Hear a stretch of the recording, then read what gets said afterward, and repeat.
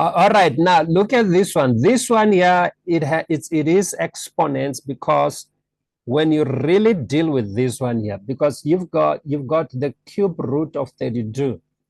Well, if it was 64, it would be better. Watch now when you do the cube root. If I say second function cube root at 32, if I look at it, you see it gives me decimal, so that's not good. So I'm gonna have to work with these guys here, the right-hand side here, because I need to raise it to the power of something. This one is the same thing. It's 32 to the power of 1 over the 3. So the left-hand side becomes 32 to the power of 1 over the 3. That's what it is, equals to. All right, I'm writing it exponents first. Then I've got 8 to the power, because we can change that 8. I'm just rewriting them again, to the power of 3x. Then multiply that by 2 to the power of 6x. So everything, every number that is written in red, you must try to, the base, we're talking about the base, you must try and see if you can prime factorize that. Your calculator can do it because it's got that thing that called factor. In other words, 32, it's what to the power of what? All you have to do is say 32, you press equal sign, you press your shift, you press fact. It's just there. So it tells me it's 2 to the 5. That red line is 2 to the 5.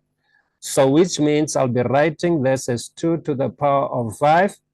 But that 5, I already know, is going to be multiplied by 1 over the 3. So this multiplies together.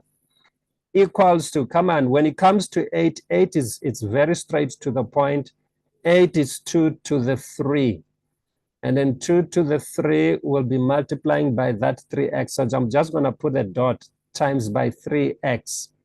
And then the next one, which is 2, it will remain 2 to the power of 6x. That's what it remains. So now we're working with this base here on the left-hand side. So on the left-hand side, you basically have 2 to the exponent of what? This one, it will be 5 over the 3. You can tell. So it's going to be 5 over the 3. Equals to, the other side, the base is 2 as well. But you have to add the exponents. Come on, 3 times 3x is going to be 9x here. 9x plus 6x, you're getting a 15, because it's actually 9 times 9 plus the 6. You add that, it's 15x. So you're having to the exponent of 15x. Now you can drop the base. When you drop the base, you now have 5 over the 3 mass equals to 15x. Now you can solve for x. So that means 5 over the 3 divided by 15. That will be your x. So the answer that we're looking for, so it's going to be x equals to, I'm going to write it as 5 over the 3 there and say divided by the 15, and that will give us the answer. So let's use a calculator. So I have 5 all over the 3. I'm going to go to the other side. I could have used the fraction over the fraction. Nothing wrong with that. And then divide by 15. I've got 1 over the 9. So my answer is actually 1 over the 9.